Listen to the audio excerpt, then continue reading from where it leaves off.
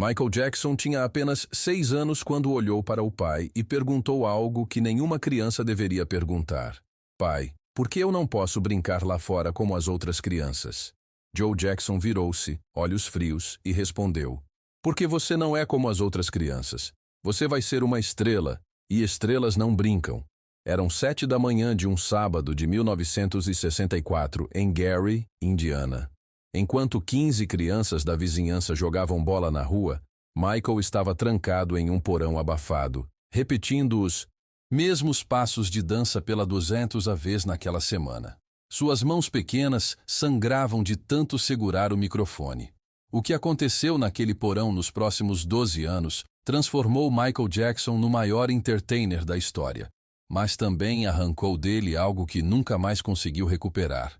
Seus próprios irmãos finalmente revelaram o segredo obscuro que a família Jackson escondeu por décadas. E o que você vai descobrir nos próximos minutos vai partir seu coração. Antes de continuarmos essa história que poucos conhecem sobre Michael Jackson, inscreva-se no canal agora e ative o sininho. Todo domingo você vai descobrir um lado do rei do pop que ninguém te contou. E deixe aqui nos comentários de onde você está ouvindo essa história. Qual sua cidade, seu estado, seu país? Vamos ver quantos fãs de verdade do Michael estão aqui. Agora, deixa eu te contar o que realmente aconteceu naquela noite de 1964. Michael Jackson tinha apenas 6 anos, quando olhou para o pai e perguntou algo que nenhuma criança deveria perguntar. Pai, por que eu não posso brincar lá fora como as outras crianças? Joe Jackson virou-se, olhos frios, e respondeu: porque você não é como as outras crianças. Você vai ser uma estrela, e estrelas não brincam. Eram 7 da manhã de um sábado de 1964 em Gary, Indiana.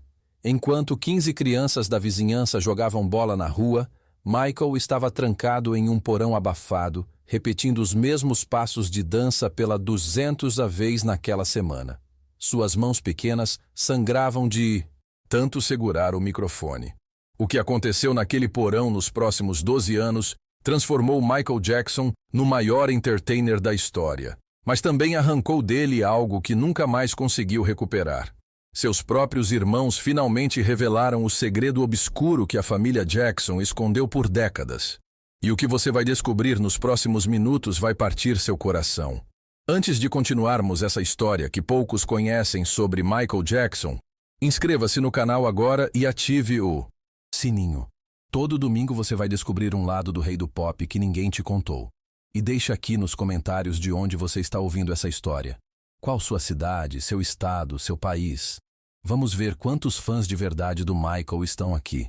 Agora, deixa eu te contar o que realmente aconteceu naquela noite de 1964.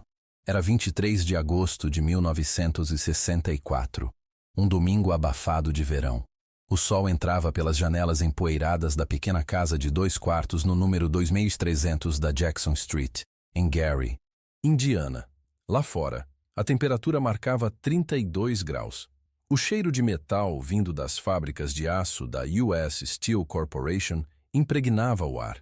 Aquele cheiro que todo morador de Gary conhecia bem, mistura de ferro fundido e suor operário. Na rua de terra batida, crianças corriam descalças, rindo, jogando beisebol improvisado com tacos de madeira velhos e bolas rasgadas. Seus gritos de alegria ecoavam pela vizinhança pobre, predominantemente negra, onde a maioria das famílias sobrevivia com menos de $80 por semana. Dentro da casa dos Jackson, porém, o clima era completamente diferente. Pesado, tenso, silencioso demais para um domingo de verão. No porão úmido de 4 metros por 6 metros, com teto baixo de apenas 2 metros e 10 centímetros de altura, 5 meninos se enfileiravam como soldados. Jack, 13 anos. Tito, 11 anos. Jermaine, 9 anos. Marlon, 7 anos. E Michael Joseph Jackson, o caçula, com apenas 6 anos recém-completados, há 6 dias. Todos vestiam roupas idênticas Tinha que costurado Catherine, à mão a mãe, durante as madrugadas. Calças pretas puídas e camisas brancas já amareladas de tanto lavar. Nos pés descalços, o chão de concreto gelado sugava qualquer calor corporal. Joe Jackson, 36 anos, ex-boxeador e atual operador de guindaste na Inland Steel Company, Caminhava de um lado para o outro diante dos filhos. Media 1,83 m e pesava 95 quilos. Um homem imponente para aquele espaço apertado. Na mão direita, segurava um cinto de couro marrom, fino e gasto, pelo uso, que fazia um som seco toda vez que batia contra a palma da sua mão esquerda. Tchá, tchá, tchá. O som ecoava no silêncio tenso. Este era o terceiro domingo consecutivo de ensaio ininterrupto. Joe tinha descoberto algo que mudaria tudo. Seus filhos tinham talento. Talento de verdade. Não aquele talento de show de escola ou apresentação de igreja. Talento profissional, do tipo que poderia tirar a família daquela casa minúscula, daquela cidade sufocante, daquela vida de contas atrasadas e geladeira vazia no fim do mês. Ele tinha visto isso 3 semanas antes, quando flagrou Tito tocando escondido sua guitarra. A guitarra que Joe guardava como tesouro, relíquia dos seus próprios sonhos fracassados de ser músico. Naquele momento, Joe Jackson tomou uma decisão que moldaria a história da música pop para sempre. Seus filhos seriam o que ele nunca conseguiu ser. E nada, absolutamente nada, ficaria no caminho desse objetivo. O contexto era crucial. Gary, Indiana, em 1964, era uma cidade industrial, brutalmente segregada. Famílias negras como os Jacksons viviam confinadas no lado oeste, em casas minúsculas e deterioradas. Joe trabalhava turnos de 12 horas na siderúrgica por $1,85 por hora, $22 por dia, quando tinha trabalho. Catherine complementava a renda limpando casas de famílias brancas no lado leste da cidade por $8 o dia inteiro. Com 9 bocas para alimentar, os Jacksons teriam 9 filhos no total. Cada centavo contava. Jantar era frequentemente arroz com feijão. Roupas eram herdadas do irmão mais velho para o mais novo, até virarem trapos. Mas Joe Jackson tinha visto uma saída. Uma única saída. A música. The Supremes tinham acabado de estourar nas rádios com Where Did Our Love Go? The Temptations estavam dominando as paradas. A Motown Records, sediada em Detroit, apenas 450 quilômetros ao norte de Gary, estava transformando grupos negros em estrelas milionárias.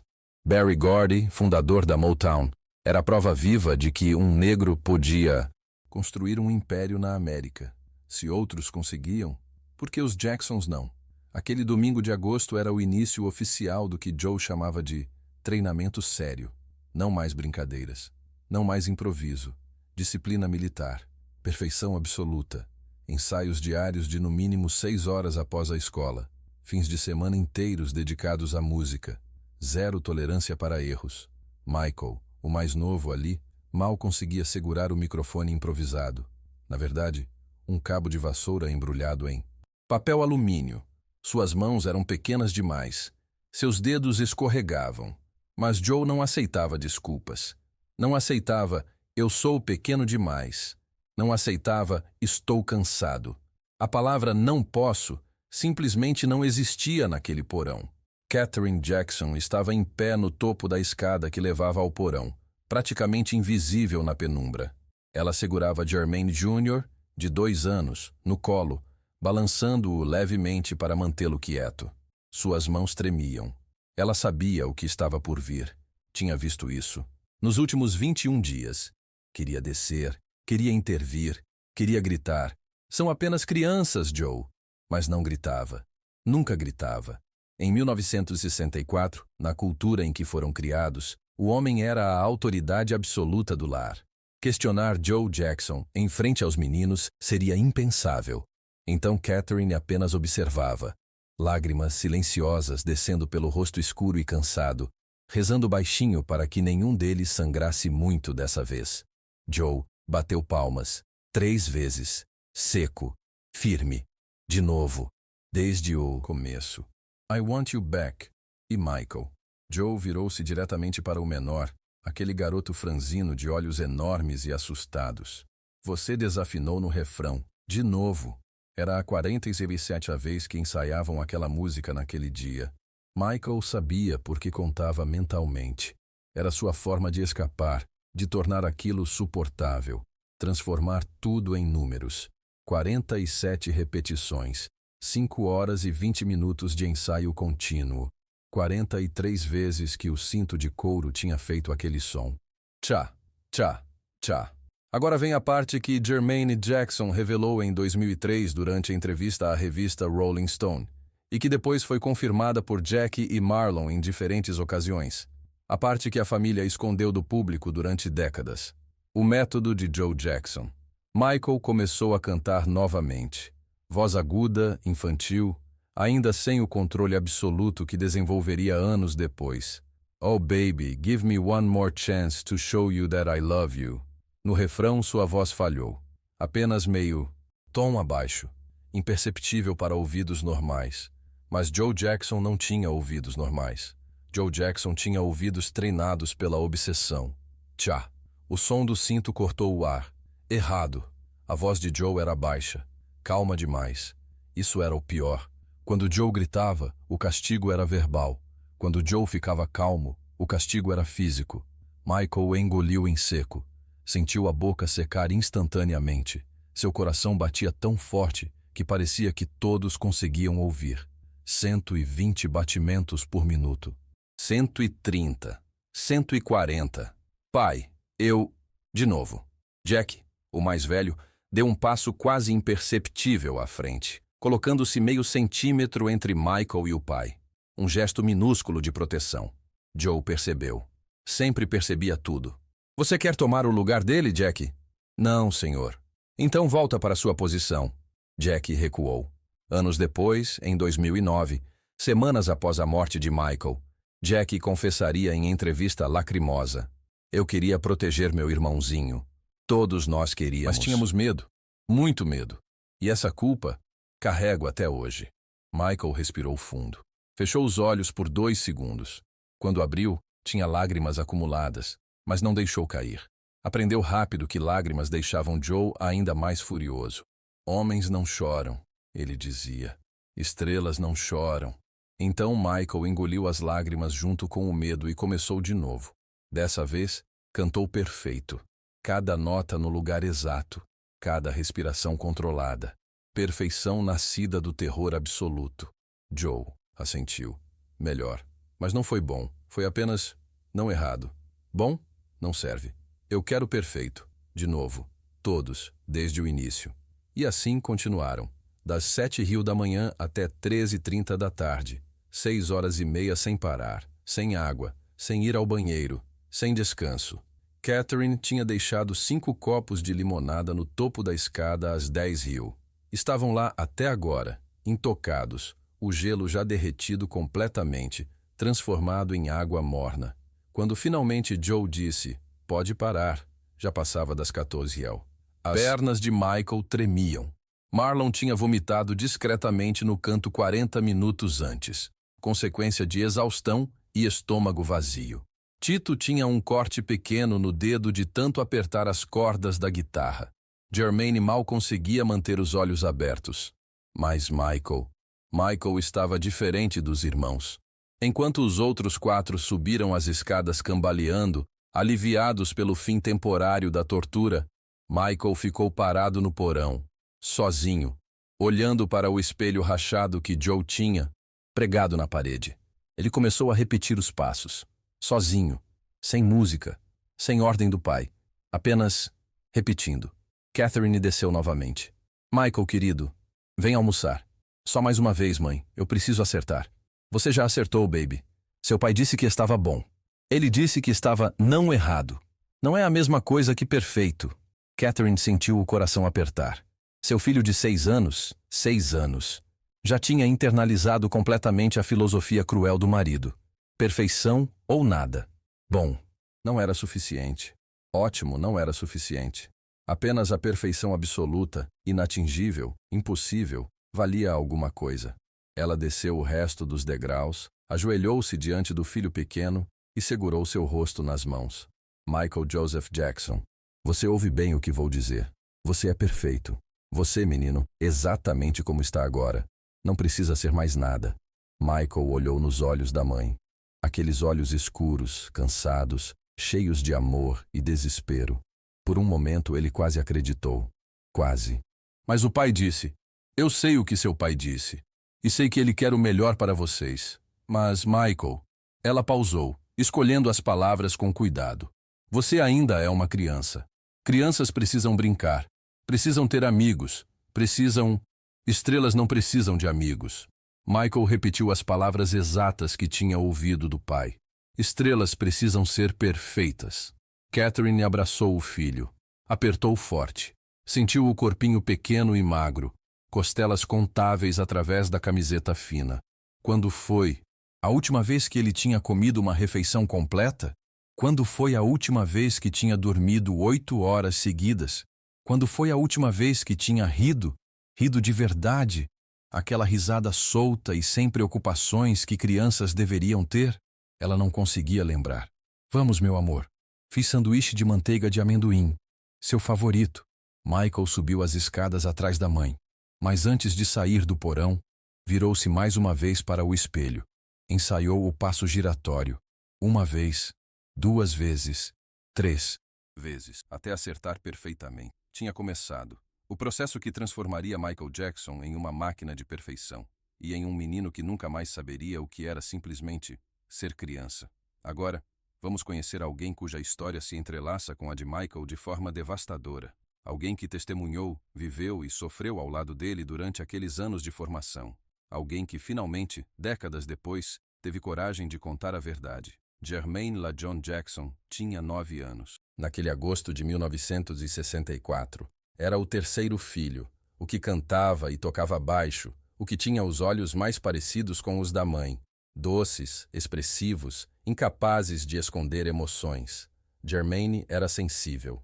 Demais, segundo Joe. Muito emotivo para um homem, o pai dizia sempre.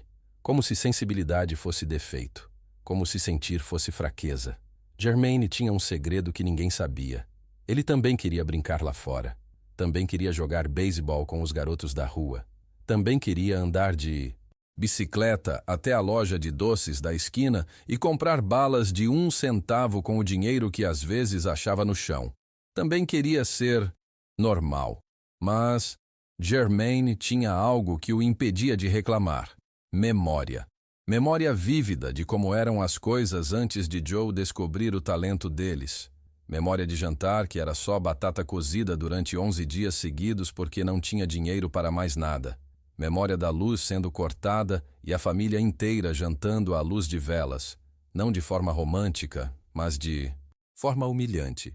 Memória de usar sapatos 3 números menores porque eram os únicos disponíveis na caixa de doações da igreja. Jermaine sabia que a música era a única chance de escapar daquela pobreza sufocante. E por isso, ele aguentava, ensaiava, obedecia e assistia, impotente, enquanto seu irmãozinho Michael sofria o peso desproporcional da obsessão do pai. Porque tinha algo que Jermaine percebeu desde o primeiro dia de ensaios sérios. Joe tinha um favorito. Não um favorito no sentido de amor. Joe não demonstrava amor por nenhum dos filhos, mas um favorito no sentido de foco, de pressão, de expectativa. Michael. Joe via algo em Michael que não via nos outros. Uma estrela em potencial, um talento que transcendia os irmãos. E por isso, Michael recebia atenção dobrada, críticas dobradas, castigos dobrados. Michael tem o it, Joe dizia para Catherine nas raras conversas que eles ainda tinham. Aquela coisa que não se ensina, aquela coisa que separa o bom do lendário. Mas ele é fraco, chorão. Preciso endurecer ele antes que o mundo faça isso. E endurecer, Michael virou o projeto obsessivo de Joe Jackson. Jermaine lembrava exatamente do dia em que percebeu que Michael nunca mais seria uma criança normal. Foi 3 semanas após aquele domingo de agosto. Um sábado de setembro, 12 de setembro de 1964, para ser preciso. As escolas tinham reaberto após as férias de verão. Michael estava na primeira série, em uma sala com 28 outras crianças de 6 anos. A professora, Miss Henderson, uma senhora negra de 52 anos que lecionava há 30 anos e amava cada uma de suas crianças como se fossem suas, tinha organizado um dia de brincadeiras no playground. Era uma tradição dela. Primeiro sábado após o retorno às aulas, piquenique com as famílias no parque local. As mães traziam sanduíches. As crianças brincavam. Simples, puro, inocente. Catherine tinha confirmado presença. Tinha até preparado sanduíches de geleia, 6 deles, embrulhados cuidadosamente em papel alumínio. Michael estava animado. Não dormiu direito na noite anterior de tanta expectativa. Ia conhecer outras crianças. Crianças que não fossem seus irmãos. Crianças que brincavam de esconde-esconde e pega-pega e taco. Às 8h da manhã daquele sábado, Michael estava pronto. Vestiu sua melhor roupa, calça jeans poída mas limpa, camiseta azul que Catherine tinha passado com ferro de brasa aquecido no fogão, cabelo penteado, dentes escovados, olhos brilhando de expectativa genuína. Então Joe acordou. Onde vocês pensam que vão? Catherine estava na porta com Michael. Ela engoliu em seco.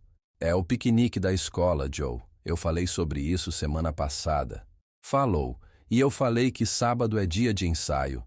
Joe, são crianças. Precisam de disciplina. Michael, vai trocar de roupa. Ensaio começa em 15 minutos. Michael ficou parado, congelado. Lágrimas começaram a formar nos seus olhos enormes. Ele olhou para a mãe, implorando silenciosamente. Ela olhou para Joe, depois para Michael, depois para o chão. Ouviu seu pai. Michael, vai trocar de roupa. Germaine estava assistindo tudo do topo da escada. Viu quando as lágrimas finalmente escorreram pelo rosto do irmão. Viu quando Michael subiu as escadas devagar, segurando o corrimão, cada degrau uma eternidade. Viu quando ele passou por Germaine sem dizer nada, olhos fixos no chão. Viu quando Michael entrou no quarto que dividiam os 5 irmãos, tirou a roupa bonita, vestiu a roupa de ensaio e desceu para o porão, sem reclamar, sem gritar, sem fazer birra como qualquer criança de 6 anos faria. Apenas obedeceu. E Germaine entendeu naquele momento. Algo dentro de Michael tinha quebrado. Aquela resignação, aquela aceitação. Não era normal, não era saudável. Era a rendição completa de uma criança que tinha aprendido que lutar era inútil. Os 5 irmãos ensaiaram das 8h30 às 17h30 naquele sábado. 8 horas, com 20 minutos de intervalo para almoço, sanduíches de geleia que deveriam ter sido comidos no parque, agora comidos em silêncio na cozinha apertada, sabor de derrota em cada mordida. Quando terminaram, já era noite. Catherine tinha chorado 3 vezes no banheiro. Germaine ouvia os soluços abafados através da porta fina. Joe tinha usado o cinto 12 vezes. Michael tinha acertado cada nota, cada passo, cada movimento. Perfeição nascida de desespero. Às 18h, Germaine encontrou Michael sentado sozinho no quintal minúsculo dos fundos. Havia um balanço velho que Joe tinha construído anos atrás. Apenas uma tábua de madeira presa em cordas desgastadas. Michael balançava devagar, pés arrastando no chão de terra. Germaine sentou ao lado dele. Ficaram em silêncio por 3 minutos inteiros. Então Michael falou, voz tão baixa que Germaine mal conseguiu ouvir. Germaine, por que a gente não pode ser normal? Germaine, com seus 9 anos, não tinha resposta. Colocou o braço ao redor dos ombros pequenos do irmão. Não sei, Michael, não sei. As outras crianças foram ao parque, brincaram, comeram sanduíches, riram. Michael pausou. Eu queria rir também. Eu sei. Acha que um dia a gente vai poder? Apenas ser criança? Germaine apertou o irmão mais forte. Não respondeu, porque já sabia a resposta. E a resposta era não. Naquela noite, Michael escreveu algo em um pedaço de papel que arrancou do caderno da escola. Germaine viu. Era uma lista. Uma lista escrita com a caligrafia trêmula de uma criança de 1ª série. Coisas que eu quero fazer quando crescer. Brincar no parque e ter amigos, dormir até tarde no sábado, comer sorvete quando quiser, não ter medo. Michael dobrou o papel e escondeu embaixo do colchão fino que dividia com Marlon. 53 anos depois, em 2017, durante um processo de catalogação de pertences de Michael após sua morte em 2009, esse papel seria encontrado. Germaine o reconheceu imediatamente. Chorou durante 40 minutos, segurando aquele pedaço de papel amarelado, letra de criança, sonho simples de um menino que nunca teve permissão para ser. Apenas menino. Mas naquela noite de setembro de 1964, a lista foi escondida. Os sonhos foram enterrados. E Michael Jackson, com 6 anos, começou a construir a máscara que usaria pelo resto da vida. Os meses seguintes estabeleceram um padrão que duraria anos. Um padrão que Jack Jackson descreveu em 2004 como sistemático, implacável e absolutamente devastador para uma criança. Segunda a sexta. Escola das 8h às 14h30. Michael chegava em casa às 15h. Tinha 30 minutos para trocar de roupa e comer algo rápido. Às 15h30, ensaio começava. Ia até 21h. 5h30, todos os dias, sem exceção. Sábados, ensaio das 8h às 18h, 10 horas, com 2 pausas de 15 minutos. Domingos, igreja pela manhã. Catherine insistia nisso. Era a única batalha que ela vencia contra Joe. Ensaio das 14h às 20h, 6 horas. Matemática simples. 27h30 de ensaio por semana. 110 horas por mês. 1.320 horas por ano. Michael tinha 6 anos. Para contextualizar, proíbem leis trabalhistas americanas anos de trabalharem mais de 3 horas por dia durante período escolar. Michael trabalhava 5h30, todos os dias, sem salário, sem escolha, sem escapatória. Mas não era apenas a quantidade de horas, era a intensidade, a pressão psicológica, o método de ensino de Joe Jackson.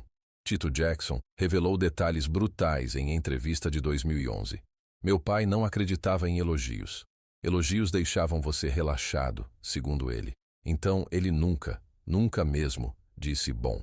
Trabalho, estou orgulhoso, você conseguiu. Nunca.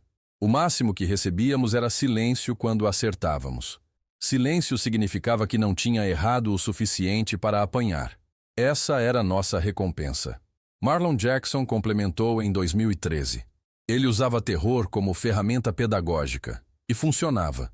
Éramos tão perfeccionistas porque o medo de errar era maior que qualquer outra coisa. Michael, especialmente. Ele desenvolveu ansiedade tão severa que vomitava antes de cada ensaio. 6 anos de idade, vomitando de ansiedade. E meu pai via isso como fraqueza que precisava ser eliminada. A rotina era militarizada. Joe tinha servido brevemente no exército nos anos 1950 e trouxe aquela mentalidade para casa. Chamava os filhos de recrutas. Chamava ensaios de operação. Erros eram falhas de missão. E falhas tinham consequências. O cinto era a consequência mais visível, mas havia outras, piores. Privação de comida. Estrelas precisam ser magras, Joe dizia. Se alguém errasse muito. Durante o ensaio, perdia o jantar. Michael perdeu o jantar 47 vezes entre setembro e dezembro de 1964. Jermaine contou. Manteve um registro mental, porque já percebia que aquilo era errado, que alguém precisaria lembrar, que algum dia aquela verdade precisaria ser contada. Privação de sono. Ensaios que se estendiam até 23h, meia-noite, 1h da manhã. Vocês vão agradecer quando estiverem em turnê mundial e precisarem aguentar shows de 3 horas. Joe dizia enquanto os meninos cambaleavam de exaustão. E o pior de tudo, humilhação pública calculada. Joe começou a convidar vizinhos para assistir aos ensaios. Não por orgulho, por pressão. Colocava as crianças para apresentar na frente de 10, 15, 20 adultos. E quando erravam, Joe os corrigia na frente de todos. Alto, claro, humilhante. Olhem só, meu filho não consegue acertar um passo simples. Que vergonha. Michael, você está cantando que nem menininha. Canta que nem homem. Jermaine, até minha avó de 80 anos toca baixo melhor que você. As crianças riam. Os adultos ficavam desconfortáveis, mas silenciosos.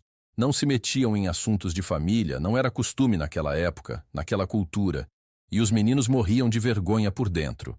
Michael, sendo o mais novo e o favorito, vítima principal de Joe, sofria mais. Começou a desenvolver pavor de plateias. Ironia cruel. O garoto que se tornaria o maior performer da história tinha pavor paralisante de se apresentar. Catherine testemunhou tudo isso impotente. Anos depois, em entrevista de 1993, ela confessou. Eu falhei com eles. Como mãe, falhei. Deveria ter protegido. Deveria ter parado Joe. Mas eu tinha medo dele. E pior que isso, parte de mim acreditava que ele estava certo. que aquilo era necessário, que sacrifícios extremos trazem resultados extremos. Me odeio por ter pensado assim. Em outubro de 1964, algo aconteceu que marcou Michael para sempre. Foi a primeira vez que ele entendeu visceralmente que nunca mais teria infância. Era Halloween, 31 de outubro, um sábado. Michael tinha visto as decorações nas casas da vizinhança durante toda a semana. Abóboras esculpidas, fantasmas de lençol, teias de aranha falsas. Na escola, as crianças falavam sem parar sobre fantasias, sobre doces, sobre sair de noite com os amigos batendo de porta em porta. Michael nunca tinha feito trick or treat, nunca. Mas aquele ano, finalmente, Catherine tinha convencido Joe. É só uma noite, Joe. Algumas horas. Eles merecem isso. Joe tinha resmungado, mas concordado, com uma condição. Ensaio de manhã, das 8h às 14h. Depois podiam sair. Michael mal conseguia se concentrar no ensaio. Errou 23 vezes. Apanhou 7 vezes. Mas aguentou. Porque às 18h, pela primeira vez na vida, ele ia se fantasiar e pedir doces como criança normal. Catherine tinha feito fantasias simples. Lençóis velhos transformados em fantasmas. Não era muito, mas para Michael era tudo. Ela pintou olhos e bocas nos lençóis com tinta preta. Jack seria um fantasma. Tito seria outro. Jermaine, Marlon e Michael também. Às 17h30, os meninos estavam prontos. Fantasias vestidas, sacos de papel na mão para coletar doces, excitação vibrando no ar. Joe desceu as escadas. Olhou para os 5 filhos fantasiados. Não vão. Silêncio absoluto. Catherine virou-se. Joe, você prometeu. Mudei de ideia. Ensaio de manhã foi horrível. Michael errou 23 vezes. Isso mostra falta de foco. Precisam ensaiar mais. Joe, por favor, tirem essas fantasias ridículas. Vão pro porão. Mais 2 horas de ensaio. Michael ficou parado. O lençol branco com olhos e boca pintados de preto. O saquinho de papel na mão. Esperanças brutalmente esmagadas em 10 segundos. Jack, o mais velho, o protetor, finalmente estourou. Aos 13 anos, encontrou coragem. Isso não é justo! Você prometeu! A gente ensaiou o dia inteiro! A gente merece! O tapa atravessou o rosto de Jack antes que ele terminasse a frase. Forte. Seco. O som ecoou pela casa pequena. Você não merece nada. Eu dou o que eu decido dar. E decidi que vocês não vão sair hoje. Agora obedecem ou apanham todos. Um por um, os meninos tiraram as fantasias. Jermaine tentou esconder as lágrimas. Marlon chorava abertamente. Tito estava tremendo. Jack tinha uma marca vermelha no rosto em formato de mão.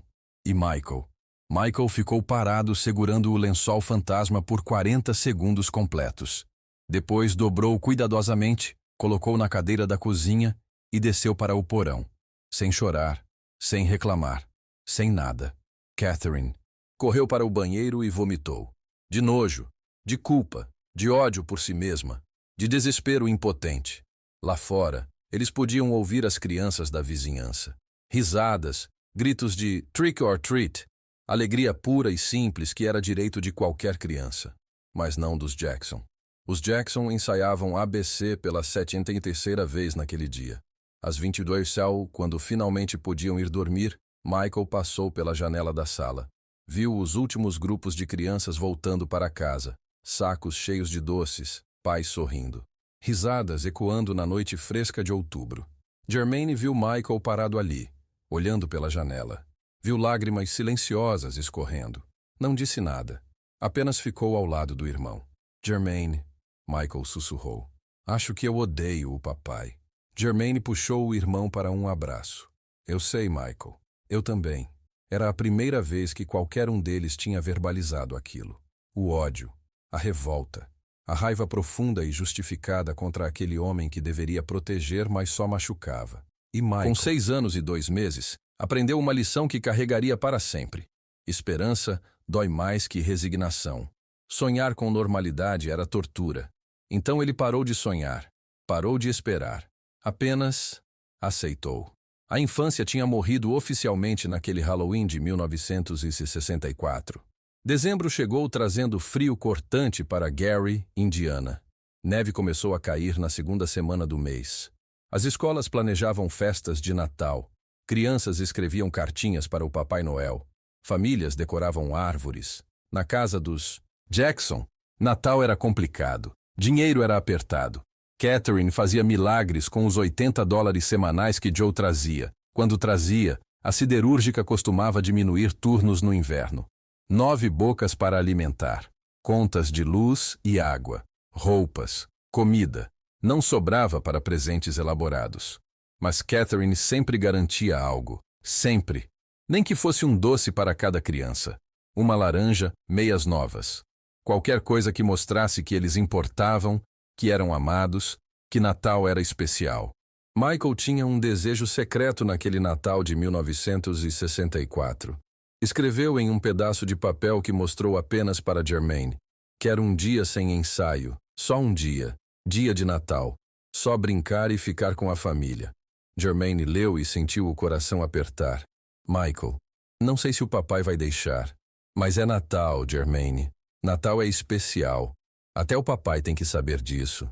Joe sabia. Mas Joe tinha outros planos. Dia 20 de dezembro, domingo à noite após o ensaio, Joe reuniu todos na sala. Tinha um sorriso. No rosto, visão rara e perturbadora. Quando Joe sorria, geralmente significava que tinha uma ideia. E ideias de Joe nunca eram boas para as crianças. Tenho uma notícia. Pausa dramática. Vocês vão se apresentar, profissionalmente, pela primeira vez. Silêncio atordoado. Catherine foi a primeira a falar. Joe, o que você quer dizer? Consegui um slot no Mr. Lucky's Lounge. Show de 30 minutos. Véspera de Natal. Vão pagar $5. Mr. Lucky's Lounge era um clube pequeno no lado oeste de Gildos, Gary. Lugar onde trabalhadores da siderúrgica iam beber cerveja barata e esquecer suas vidas miseráveis por algumas horas. Tinha palco minúsculo, iluminação péssima, chão pegajoso de cerveja derramada e décadas de negligência. Mas para Joe, era o início. O primeiro passo. Apresentação profissional. Dinheiro no bolso. Validação do seu método brutal. Temos 4 dias para preparar. Joe continuou. Ensaios dobrados. Das 15h até meia-noite. Sem desculpas. Sem reclamações. Essa é nossa chance. Michael sentiu algo morrer dentro dele. Seu único desejo de Natal, um único dia livre, desintegrou-se em cinzas. Jack tentou. Pai, é Natal. Não podíamos apresentar depois? Janeiro, talvez? Oportunidade não espera. Vocês apresentam dia 24. Agora vão dormir. Amanhã começa o trabalho de verdade. Os próximos 4 dias foram um inferno. Ensaios de 9 horas diárias. Joe contratou um conhecido que tocava bateria para acompanhar. Alugou amplificadores baratos. Comprou roupas combinando. Camisas vermelhas e gastando $23 que a família não tinha. Michael tinha 6 anos e era o vocalista principal. Cantaria I Want You Back, ABC e Climb Every Mountain. Joe tinha escolhido músicas que mostravam alcance vocal. Não importava que Climb Every Mountain era difícil demais para uma criança. Dificuldade era o ponto. Impressionar era tudo. Durante os ensaios, Joe era mais duro que nunca. O cinto apareceu 34 vezes em 4 dias. Michael apanhou 11 vezes. Germaine, 8. Os outros, menos, mas todos sangraram suor e lágrimas. Na noite de 23 de dezembro, véspera da apresentação, Michael não conseguia dormir. Deitado no colchão fino, olhando para o teto rachado, mãos tremendo de ansiedade. Germaine acordou com o movimento. Michael, tá bem? Tô com medo. Medo de quê? E se eu errar? E se eu esquecer a letra? E se... Você não vai errar. Você sabe todas as músicas de trás para frente. Mas e se eu errar na frente de todo mundo? O papai vai... Shhh! Não vai errar. Você nunca erra. Mas... Você é perfeito agora. Michael virou-se para olhar o irmão no escuro. Perfeito é uma prisão, Germaine. Aos 9 anos, Germaine não entendeu completamente aquela frase, mas guardou na memória. 50 anos depois, citaria exatamente essas palavras em documentário sobre Michael. Ele tinha 6 anos e já entendia que perfeição era uma prisão, que carregar expectativas era um fardo que te esmaga. E eu não fiz nada para tirar esse peso dele. Dia 24 de dezembro de 1964. Véspera de Natal. Temperatura externa. 8 graus Celsius. Neve caindo pesada sobre Gary, Indiana. Mr. Lucky's Lounge estava lotado. 87 pessoas, Joe contou. Homens principalmente. Trabalhadores da siderúrgica. Alguns com esposas. Todos bebendo. Todos barulhentos. Ninguém especialmente interessado em ver 5 garotos cantarem. Os Jackson 5, era assim que Joe tinha decidido chamar o grupo, esperavam num camarim que era, na verdade, um depósito de bebidas. Cheirava a cerveja velha e mofo. Tinha uma lâmpada, fraca, balançando no teto. Fazia frio. Michael estava vomitando num balde de metal. Terceira vez em 40 minutos. Ansiedade tinha consumido completamente seu estômago pequeno. Catherine tentava ajudar, esfregando suas costas, sussurrando palavras de conforto. Joe estava impaciente. Para de ser fraco, Michael. Homens não vomitam de nervoso. Ele tem 6 anos, Joe. Catherine retrucou, voz com uma pontada de raiva que raramente mostrava. E daí? Quando eu tinha 6 anos, já apanhava do meu pai e não chorava. Ele precisa ser forte. Michael limpou a boca, bebeu um gole de água, respirou fundo 3 vezes, olhou para os irmãos. Jack deu um sorriso encorajador. Tito piscou. Jermaine segurou sua mão. Marlon estava pálido, mas tentando ser forte. Vamos conseguir, Jermaine sussurrou. Juntos. Às 20h30, foram chamados. O apresentador do clube, um homem chamado Ed com hálito de uísque, gritou no microfone cheio de estática. Senhoras e senhores, diretamente de Gary, Indiana, 5 garotos. Que vão impressionar vocês. The Jackson 5. Aplausos mornos. Algumas pessoas nem olharam. Estavam ocupadas bebendo, conversando, rindo. Os 5 subiram no palco minúsculo. Luzes fortes demais nos olhos. Michael mal conseguia ver o público. Apenas silhuetas borradas e fumaça de cigarro. A música começou. I Want You Back. E algo extraordinário aconteceu. Michael abriu a boca e cantou. E quando cantou, algo mudou. Toda a ansiedade, todo o medo, toda a dor transformaram-se em performance. Sua voz cortou o ar enfumaçado do clube como faca quente na manteiga. Clara, poderosa, emocional. As conversas pararam. Pessoas viraram para olhar. Alguém gritou, uau! Outra pessoa começou a bater palmas no ritmo. Michael dançava, passos que tinha ensaiado 4.000 vezes nos últimos meses. Cada movimento perfeito. Girava, batia palmas, sorria. Não um sorriso genuíno, mas uma máscara de felicidade que tinha aprendido a usar. Jermaine tocava baixo, voz harmoniosa complementando Michael. Tito nas cordas e vocais de apoio. Marlon tentando acompanhar apesar de ser pequeno demais para o microfone. A música terminou. Silêncio de 2 segundos. Então o lugar explodiu. Aplausos, gritos, assovios. Pessoas em pé. 87 trabalhadores bêbados da siderúrgica dando standing ovation para 5 garotos, o mais novo com apenas 6 anos. Joe, assistindo do fundo do clube, teve um sorriso que era 90% orgulho e 10% validação cruel. Ele estava certo. Ele sempre esteve certo. Toda a dor, todo o abuso, tinha funcionado. Seu método brutal tinha criado algo extraordinário. Michael desceu do palco 30 minutos depois. 3 músicas, 3 ovações. Ed, o apresentador, apertou a mão de Joe. Esses meninos são especiais, voltem sempre.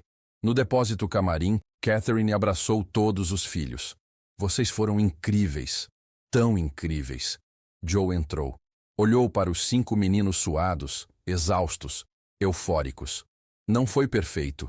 Michael, você desafinou meio tom na segunda música. Jack, você esqueceu uma entrada. Marlon, você estava fora do ritmo no refrão. Tem muito que melhorar. O sorriso sumiu do rosto de Michael. A euforia evaporou. De volta à realidade. De volta à prisão da perfeição. Jermaine viu a mudança. Viu quando a luz se apagou nos olhos do irmão. Viu quando Michael entendeu. Não importava quão bom fosse. Nunca seria bom o suficiente para Joe Jackson. Voltaram para casa às 23h. Neve caindo pesada. Ruas vazias. Era Natal em algumas horas. Meia-noite marcaria 25 de dezembro. Michael olhou pela janela do carro enquanto Joe dirigia. Casas decoradas, árvores com luzes, famílias felizes visíveis através de janelas iluminadas. Feliz Natal! Ele sussurrou para ninguém em particular. Germaine ouviu. Segurou a mão pequena do irmão. Apertou forte. Naquela noite, Michael Jackson teve seu primeiro show profissional. Ganhou seus primeiros aplausos de estranhos. Provou que tinha talento inegável. E perdeu, definitivamente, qualquer esperança de ter Natal normal. Ou infância normal. Ou vida normal. Tinha 6 anos, 4 meses e 17 dias. A máquina de perfeição estava funcionando perfeitamente. E esmagando a criança no processo. Os meses seguintes ao show de estreia estabeleceram um padrão devastador. Joe tinha provado que seu método funcionava. Os meninos eram bons o suficiente para apresentações profissionais. E se eram bons o suficiente para um clube pequeno, eram bons o suficiente para clubes maiores. E se clubes maiores, por que não concursos de talentos? E, se concursos de talentos, por que não gravadoras? A obsessão de Joe ganhou combustível novo. Validação externa. Não era mais apenas sobre disciplina, era sobre conquistar o mundo. Janeiro de 1965 trouxe mudanças drásticas. Joe conseguiu mais 3 apresentações, 2 em clubes locais de Gary e uma em Chicago, 240 quilômetros de distância. Para chegar a Chicago, acordavam às 4h da manhã de sábado, dirigiam 3 horas e meia no Volkswagen velho de Joe, apresentavam às 21h e voltavam de madrugada. Chegavam em casa às 5h da manhã de domingo. Dormiam 2 horas. Igreja às 8h porque Catherine insistia. Ensaio às 14h. Michael tinha 6 anos cursando primeira série. Chegava na escola segunda-feira com olheiras profundas. Miss Henderson, a professora, estava preocupada. Michael, querido, você está bem? Parece cansado. Tô bem, Miss Henderson. Dormiu bem no fim de semana? Sim, senhora. Mentira. Havia aprendido a mentir. Crianças de 6 anos aprendem rápido quando verdade traz consequências. Mas Miss Henderson não era tola. Tinha 30 anos de experiência com crianças. Sabia reconhecer sinais de problema.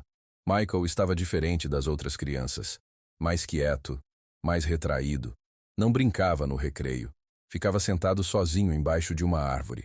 Não tinha amigos. Quando outras crianças tentavam incluí-lo, ele declinava educadamente. Não posso. Preciso voltar para casa ensaiar. Em fevereiro de 1965, Miss Henderson pediu uma reunião com Catherine. Joe estava trabalhando. Ou era o que Catherine disse. Verdade é que ela não contou para Joe sobre a reunião porque sabia que ele ficaria furioso. Elas se encontraram na escola numa tarde de quinta-feira. Sala de aula vazia. Apenas as duas. Mrs. Jackson, Miss Henderson começou, escolhendo palavras cuidadosamente. Estou preocupada com Michael. Catherine sentiu o estômago apertar. Ele está indo mal nas aulas? Não. Academicamente, ele é brilhante. Uma das crianças mais inteligentes que já tive. Mas ele não socializa, não brinca. Parece carregando o peso do mundo nos ombros. E tem apenas 6 anos. Lágrimas começaram a formar nos olhos de Catherine. Ela sabia. Deus, ela sabia. Ele está ocupado, com música. Meu marido está treinando os meninos. Mrs. Jackson. Miss Henderson segurou as mãos de Catherine. Eu cresci em Mississippi durante a Depressão. Sei o que é pobreza. Sei o que é querer mais para os filhos. Mas Michael é uma criança. Crianças precisam brincar. Precisam ser crianças. Ou o quê? Ou pagam um preço que nenhum sucesso justifica. Catherine chorou. Ali mesmo, na sala de aula, na frente da professora do filho. Chorou porque sabia que Miss Henderson estava certa. Chorou porque se sentia impotente. Chorou porque tinha escolhido o marido em vez dos filhos. Escolhido estabilidade financeira em vez de infância saudável. Escolhido medo em vez de coragem. Eu não sei o que fazer. Catherine confessou entre soluços. Meu marido, ele acredita que está fazendo o certo. E talvez esteja. Talvez esse sacrifício valha a pena. Talvez nenhum talento vale a saúde mental de uma criança, Mrs. Jackson. Nenhum. Mas Catherine não teve coragem de mudar nada. Voltou para casa. Não contou para Joe sobre a reunião. Continuou assistindo, passiva, enquanto os filhos perdiam a infância peça por peça. Anos depois, em 1997, Catherine disse em entrevista: "Vivo com essa culpa todo santo dia. A professora me alertou. Eu vi os sinais e não fiz nada. Fui covarde. E meus filhos pagaram o preço da minha covardia." Março de 1965 trouxe o primeiro concurso de talentos. Roosevelt High School, escola local, organizava competição anual. Prêmio: $50 e troféu. Mas mais importante que dinheiro, reconhecimento, possibilidade de ser visto por pessoas influentes. Joe inscreveu The Jackson 5 sem consultar as crianças. "Vocês vão ganhar", ele declarou. "Não, vocês vão competir ou vocês vão fazer seu melhor. Vão ganhar." Ordem, expectativa, pressão. 2 semanas de preparação. Ensaios intensificados. Joe decidiu que fariam algo diferente. Além de cantar, Michael faria um solo de dança. Imitação de James Brown. Spin, quedas, movimentos acrobáticos. Problema: Michael tinha 6 anos, 1 metro e 7 centímetros de altura, pesava 19 quilos. Movimentos de James Brown eram para adultos atléticos, mas Joe não aceitava impossível. "Você vai aprender. Não importa quanto tempo leve. Vai aprender." Michael praticou o spin de James Brown 500 vezes. Literalmente. Jermaine contou. Girava até ficar tonto. Caía. Levantava. Tentava novamente. Vomitava. Limpava. Tentava novamente. No 10º dia de prática, Michael finalmente acertou. Spin perfeito. Joe assistiu sem expressão. "De novo." "Mas eu acertei." "De novo." Michael girou. "Perfeito novamente." "De novo." 50 vezes. Precisa ser automático. No dia do concurso, 13 de março de 1965, um sábado à tarde, Michael estava com febre. 38,5 graus. Catherine tinha medido com o termômetro velho. Ele Tremendo, estava pálido. claramente doente. "Joe, ele não pode se apresentar assim, está doente. Está nervoso. Não é doença, é fraqueza mental. Joe, pelo amor de Deus, ele é uma criança com febre. E vai apresentar mesmo assim. Remédio resolve febre." Catherine deu aspirina para Michael. Colocou toalha fria na testa dele. Rezou. Mas não impediu Joe de levar o filho doente para competir. O auditório da Roosevelt High tinha 400 pessoas. 15 grupos competindo. The Jackson 5 eram os mais novos. Michael. Aos 6 anos era de longe o competidor mais jovem. Quando chegou a vez deles, Michael estava tremendo. Não apenas de nervos, de febre e exaustão. Mas quando a música começou, algo aconteceu. Algo que testemunhas descreveram como sobrenatural. Michael transformou-se. A criança doente e assustada desapareceu. Surgiu um performer nato. Cantou com voz poderosa que não deveria sair de um corpo tão pequeno. Dançou com precisão impossível. Fez o spin de James Brown. Perfeito. 3 rotações completas. A plateia enlouqueceu. Standing ovation antes mesmo da música terminar. Jermaine, no palco ao lado do irmão, pensou: ele está morrendo aqui. Literalmente se matando por aprovação. E eles amam vê-lo se destruir. The Jackson 5 ganharam. Primeiro lugar. Unânime. Troféu dourado. Barato. Plástico pintado, mas dourado. E $50. Michael segurou o troféu com mãos tremendo de febre. Joe arrancou o troféu da mão dele imediatamente. "Esse fica comigo. Vocês não merecem ainda. Foi bom, mas não foi perfeito." Marlon estava meio tempo atrasado. Jermaine errou uma entrada. "Michael, seu spin foi 0,5 segundo mais lento que nos ensaios. Nenhum elogio, nenhum parabéns, nenhum estou orgulhoso. Apenas correções. Sempre correções." Michael desmaiou no carro voltando para casa. Febre tinha subido para 39,2 graus. Catherine o levou para o pronto-socorro. Diagnóstico: exaustão severa e infecção respiratória. Recomendação: repouso absoluto por 1 semana. Joe deixou ele descansar um dia. Segunda-feira, Michael estava de volta ao porão ensaiando. "Descanso não constrói carreira", Joe disse quando Catherine protestou. E Michael, com 6 anos e meio, continuou. Porque não conhecia outra opção. Porque resistir era inútil. Porque existir era performar. E performar era sobreviver. Entre março e julho de 1965, The Jackson 5 se apresentaram em 17 lugares diferentes. Clubes, escolas, eventos comunitários, um casamento, 2 funerais. Qualquer lugar que pagasse e alguns que não pagavam, mas ofereciam exposição. Joe pegava cada centavo ganho. Para investir na carreira de vocês, ele dizia. Mas o dinheiro sumia em contas atrasadas, em bebida para ele mesmo, em equipamento musical de segunda mão. As crianças nunca viram um centavo. Michael estava mudando, fisicamente e psicologicamente. Aos 6 anos e 10 meses parecia ter 4. Desnutrição crônica, privação de sono constante, estresse que nenhuma criança deveria carregar. Mas seu talento só crescia, como se o sofrimento alimentasse a arte, como se cada lágrima se transformasse em nota perfeita, como se dor fosse combustível para a magia. Pessoas começaram a notar. Após cada show, adultos vinham falar com Joe. Esse garoto é especial, o pequeno, Michael. Já pensou em produção profissional, gravadora? Joe pensava, constantemente. Era tudo o que pensava. Em julho de 1965, algo decisivo aconteceu. Um homem chamado Gordon Keith assistiu The Jackson 5 num clube em Chicago. Gordon trabalhava para Steeltown Records, gravadora minúscula e praticamente desconhecida, mas era gravadora. Gordon viu algo em Michael que o arrepiou. Aquela criança tem algo que não se pode ensinar. Não sei o que é, mas é raro, especial. Ele ofereceu um contrato de um single, uma música, gravação profissional. Seria lançada localmente, testaria mercado. Joe assinou imediatamente.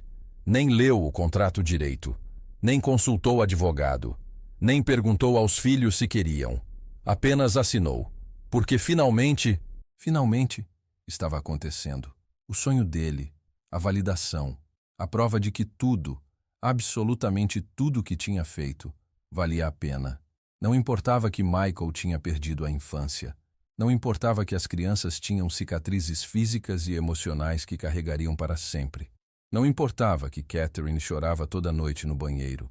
Não importava que os meninos tinham pesadelos, ansiedade, terror de errar, porque iam gravar um disco. E discos levavam à fama. E fama levava à fortuna. E fortuna justificava tudo. Pelo menos era isso que Joe dizia para si mesmo enquanto assinava o contrato que mudaria tudo. Michael tinha 7 anos quando entrou pela primeira vez num estúdio de gravação profissional. Era agosto de 1965. O estúdio ficava num porão em Gary, menor e mais sujo que o porão da casa deles. Cheirava a mofo e cigarro. Equipamento era antigo, de segunda ou terceira mão. Mas para Michael, era mágico. Fones de ouvido enormes em sua cabeça pequena. Microfone profissional? Não. Cabo de vassoura com papel alumínio.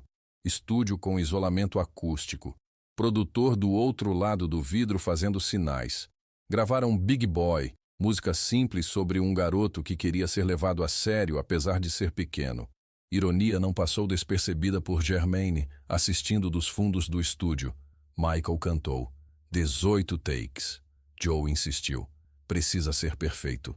No 10º take, Michael estava rouco. No 15º, estava chorando entre as gravações. No 18º, acertou exatamente como Joe queria. Big Boy foi lançado em novembro de 1965 pela Steeltown Records. Vendeu 847 cópias. Tocou em 2 rádios locais, total de 6 vezes. Comercialmente foi um fracasso. Mas para Joe, foi prova de conceito. Se uma gravadora pequena acreditou neles, gravadoras grandes também acreditariam. Era questão de tempo. E tempo era algo que Joe tinha. Seus filhos não tinham infância a perder. Já tinham perdido. Agora era só continuar. Apertar mais. Exigir mais. Porque estavam tão perto. Michael completou 7 anos em agosto de 1965. Deveria estar entrando na 2ª série, preocupado com lição de casa e qual brinquedo pedir no aniversário. Em vez disso, estava preocupado com próxima gravação, próximo show, próxima oportunidade de provar seu valor para um pai que nunca dizia que ele era suficiente. Germaine viu tudo isso acontecendo. Viu o irmãozinho se transformando em máquina. Viu a luz se apagando nos olhos de Michael. Viu criança virando produto. Viu infância virando mercadoria. E não fez nada. Porque ele também era criança. Também tinha medo. Também estava preso.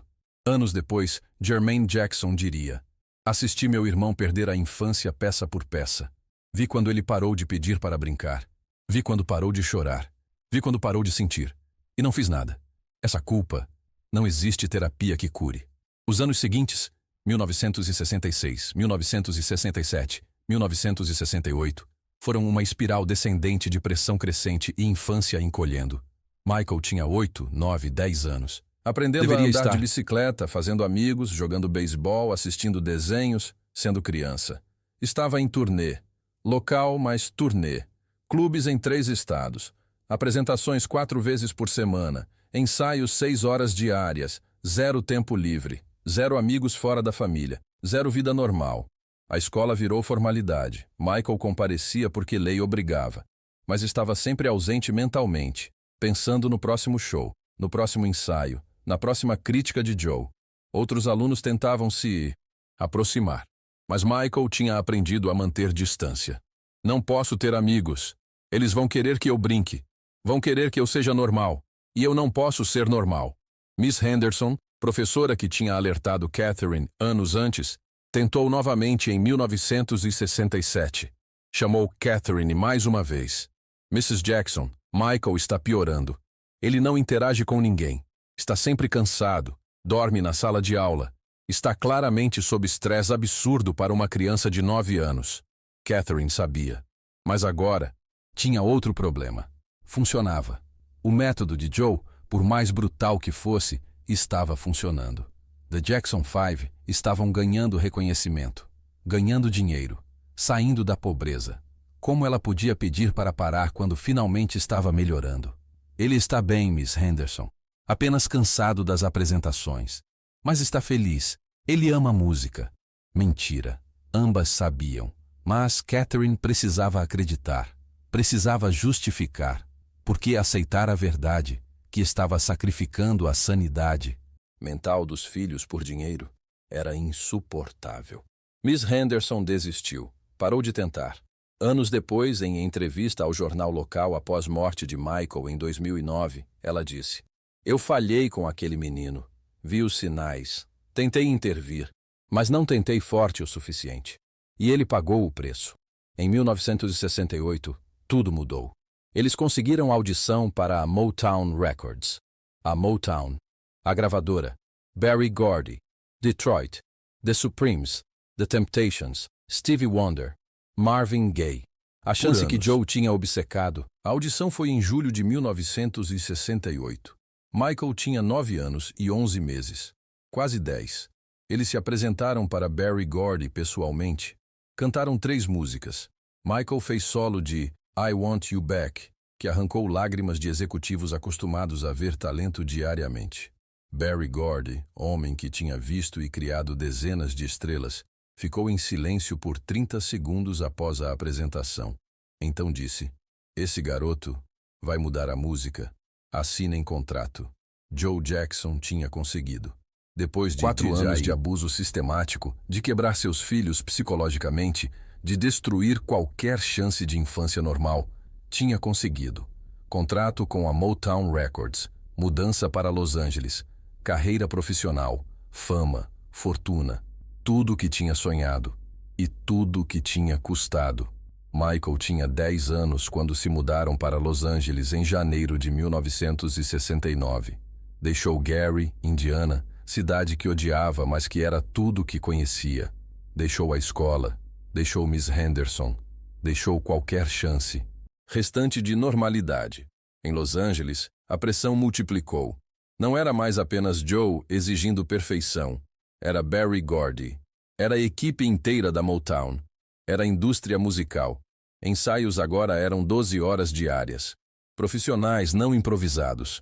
Coreógrafos, treinadores vocais, produtores, todos exigindo mais, sempre mais. Michael aceitou tudo, sem reclamar, sem questionar, porque não sabia fazer diferente. Joe olhava para o filho de 10 anos, magro demais, olhos vazios, sorriso fabricado, e se sentia vitorioso. Tinha criado uma estrela. Não importava que tinha destruído uma criança no processo. Jermaine Jackson carrega essas memórias até hoje. Em 2019, aos 65 anos, ele deu entrevista definitiva sobre aqueles anos para documentário Crescendo Jackson. Sentado numa cadeira, cabelos grisalhos, lágrimas escorrendo livremente, ele disse: Michael tinha 6 anos quando perdeu a infância. Não aos poucos. De uma vez. Naquela noite em que meu pai disse que estrelas não brincam.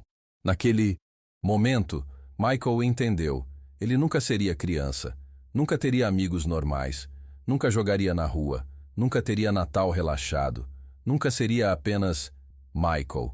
Sempre seria Michael Jackson, performer, produto, máquina. Pausa. Jermaine limpa as lágrimas. Passei 55 anos me perguntando, poderia ter feito algo diferente? Poderia ter protegido ele? E a resposta honesta é: não sei. Eu também era criança. Também tinha medo. Também estava preso. Mas isso não alivia a culpa. Jackie Jackson, em entrevista separada para o mesmo documentário. Meu pai nos transformou em soldados, não em filhos. Soldados têm missão. Obedecem ordens, não questionam, não sentem, apenas executam. E Michael era o soldado perfeito. Sempre obedecia, sempre acertava, sempre performava. Até o dia que morreu. Marlon Jackson. Nunca vi Michael brincar. Nunca. Nem uma vez. Mesmo quando tínhamos tempo livre, raro, mas às vezes acontecia. Ele ensaiava, sozinho, sem ninguém pedindo, porque não sabia fazer. Outra coisa. Ser criança tinha sido apagado dele tão completamente que nem conseguia mais fingir. Tito Jackson. Meu pai nos batia. Todos nós. Mas Michael apanhava diferente. Não só fisicamente, psicologicamente. Meu pai quebrava ele, reconstruía como queria e quebrava de novo. E Michael deixava, porque com 6 anos não tinha poder para resistir. E Katherine Jackson, em 2010, um ano após a morte de Michael. Falhei como mãe. Escolhi meu casamento em vez dos meus filhos. Escolhi estabilidade financeira em vez de saúde mental deles. Escolhi medo em vez de coragem. E Michael pagou o preço mais alto. Ele nunca me culpou. Nunca. Mas eu me culpo todo santo dia. Meu bebê mereceu infância. Mereceu alegria. Mereceu ser criança. E eu roubei isso dele. As palavras dela ecoam com peso devastador. Michael Jackson passou o resto da vida tentando recuperar o que perdeu aos 6 anos. Construiu Neverland Ranch, parque de diversões privado com montanha-russa, roda gigante, zoológico, cinema, tudo que uma criança poderia sonhar. Mas ele não era mais criança quando construiu. Estava tentando reviver algo que nunca teve. Cercava-se de crianças, não de forma predatória. Investigações extensas provaram isso. Mas porque invejava a inocência delas. Queria estar perto de algo que tinha perdido. Queria lembrar como era ser livre de expectativas, de pressão, de perfeição obrigatória. Em entrevista de 1993 com Oprah Winfrey, Michael disse algo devastador. Nunca tive infância. Enquanto outras crianças brincavam, eu ensaiava. Enquanto outras crianças faziam amigos, eu performava. Não escolhi isso, foi escolhido para mim. E não posso voltar atrás. Nunca posso voltar. Oprah perguntou: você culpa seu pai? Michael pausou.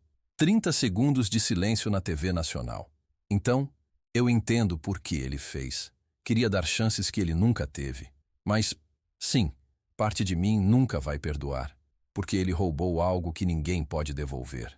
E começou a chorar. Ao vivo. Na frente. De milhões. Porque aquela criança de 6 anos ainda estava lá. Presa. Ferida. Esperando permissão para finalmente brincar. A história de Michael Jackson aos 6 anos não é apenas sobre uma criança prodígio, é sobre o custo brutal da perfeição. É sobre o que acontece quando adultos priorizam sucesso acima de saúde mental. É sobre sacrifícios que nunca deveriam ser pedidos. Joe Jackson morreu em 2018. Michael tinha morrido 9 anos antes, em 2009. Eles nunca se reconciliaram completamente. Nos últimos anos de Joe, ele deu entrevistas dizendo: não me arrependo de nada. Olha o que meus filhos se tornaram.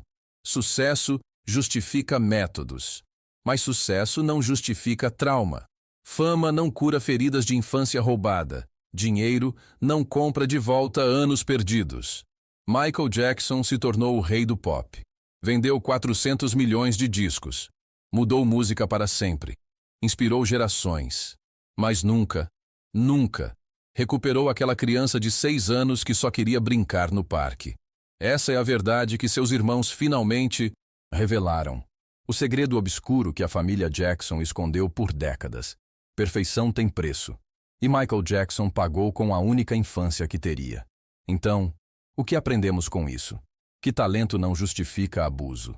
Que crianças merecem ser crianças, não importa quão especiais sejam. Que pressão excessiva não cria apenas estrelas, cria feridas que nunca cicatrizam.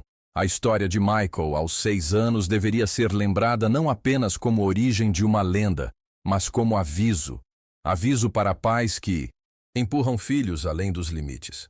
Aviso para a sociedade que aplaude prodígios sem perguntar qual o custo.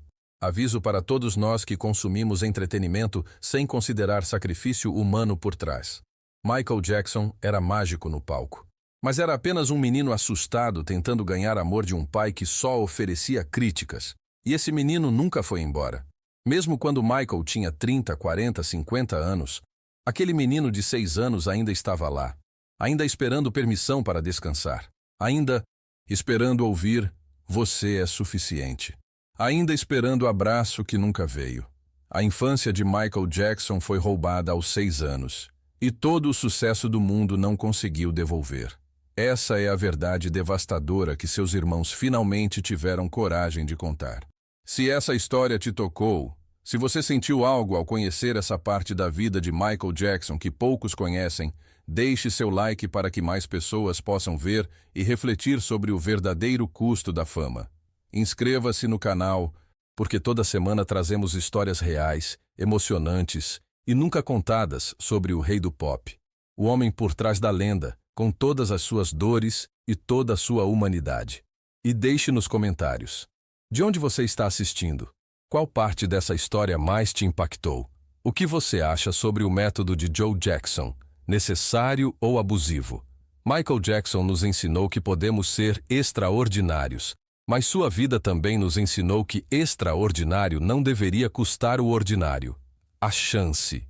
Simples de ser criança, de brincar, de errar sem medo, de ser amado incondicionalmente. Esse é o legado completo dele. A música e a dor.